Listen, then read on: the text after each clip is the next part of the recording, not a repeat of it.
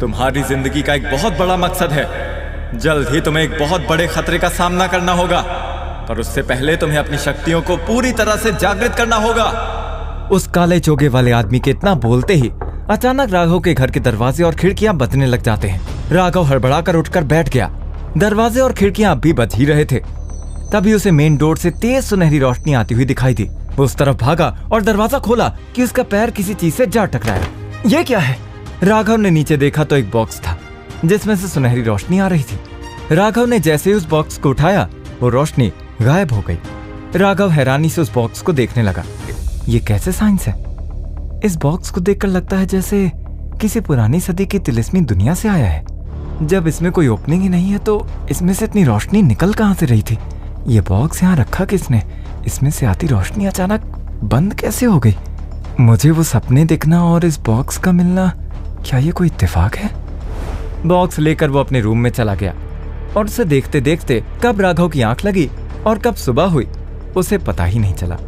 अगली सुबह उसने बॉक्स को संभालकर अपनी अलमारी में रखा, फिर नहा धोकर पैसों से भरा बैग उठाकर घर से निकल गया। राघव एक फार्मेसी खोलना चाहता था और एक फार्मेसी के लिए एक मॉल से अच्छी जगह क्या हो सकती थी। वो मॉल के अंदर गया और कॉरिडोर से होता हुआ सेल्स डिपार्टमेंट के ऑफिस में चला गया। वहां सूट बूट पहने सेल्स पर्सन वहां आए लोगों को मॉल में बनी शॉप्स दिखा ही रहे थे कि तभी उनमें से एक सेल्स गर्ल राघव के पास आई और बोली, आप दुकान खरीदने आए हैं? बताइए किस तरह की दुकान खरीदना चाहते हैं आप? वो अभी तो पता नहीं, मैंने सोचा नहीं। अब सिक्योरिटी गार्ड मॉल में दुकान खरीदेंगे? ऐसे दिन आ गए हैं। पीछे से आती आवाज पर जब राघव ने पलटकर देखा तो पाया कि ये वही विक्रम है जिसने सेंट्रल हॉस्पिटल में उसे बेइज्जत करने में कोई कमी नहीं छोड़ी थी। वो एक खूबसूरत लड़की के साथ चलता हुआ उसकी तरफ आ रहा है। उस लड़की की उम्र करीब 22-23 साल की थी जिसका नाम था अलीशा।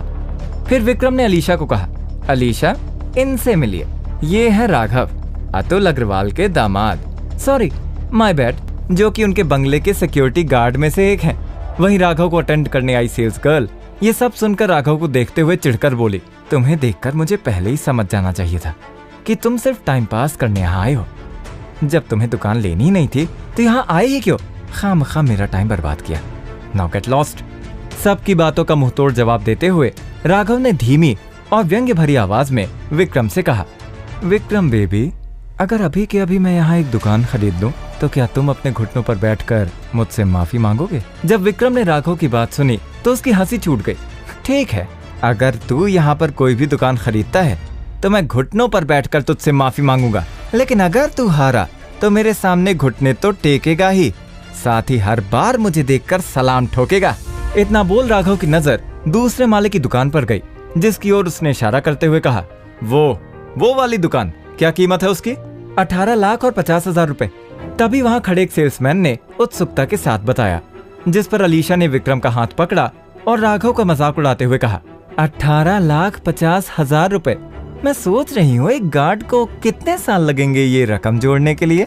इस पर विक्रम और अलीशा के साथ साथ वहाँ खड़े सेल्स पर्सन और कस्टमर भी इस बात पर हंसने लगे। फिर राघव बिना कुछ बोले कैश काउंटर की तरफ बढ़ा और अपने बैग से 18,50,000 रुपए निकालकर काउंटर पर रख दिया। तभी वहाँ हंस रहे हर एक आदमी की हंसी एक ही पल में गायब हो गई। सब के सब हैरानी के साथ राघव की ओर देखने लगे। विक्रम के पैर के नीचे से जमीन ही खिसक गई थी। अब राघव ने विक्रम को देखते हुए कहा, हाँ तो विक्रम बेबी, कहाँ थे हम? जैसा कि तुम देख सकते हो ये दुकान मैंने खरीद ली है, लेकिन तुम अब तक मुझे अपने घुटनों पर बैठे दिखाई नहीं दे रहे हो। इस पर विक्रम चिल्लाया, नहीं, ये नहीं हो सकता, तुम्हारी औकात ही नहीं है इसे खरीदने की। मैं जानता हूँ ये पैसे तेरे नहीं है, तेरी फितरत है दूसरी औरतों की खैरात पर पलना।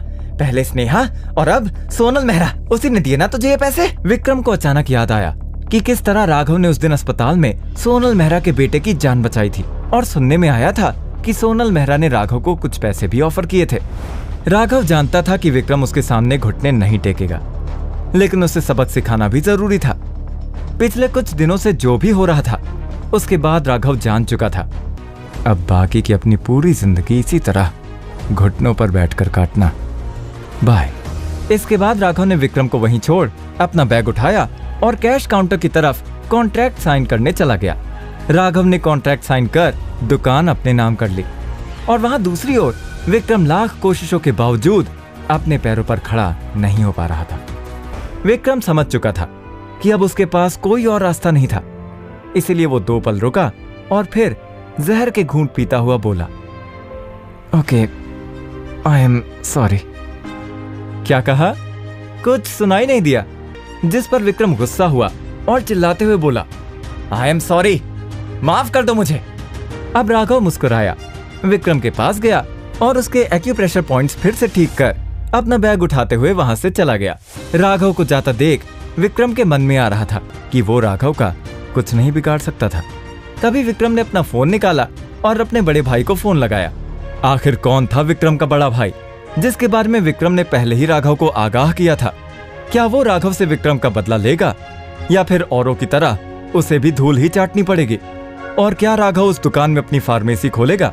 इन सभी सवालों के जवाब जानने के लिए सुनिए एक लाचार दामाद से सुपर दामाद बनने की कहानी शो सुपर जमाई में।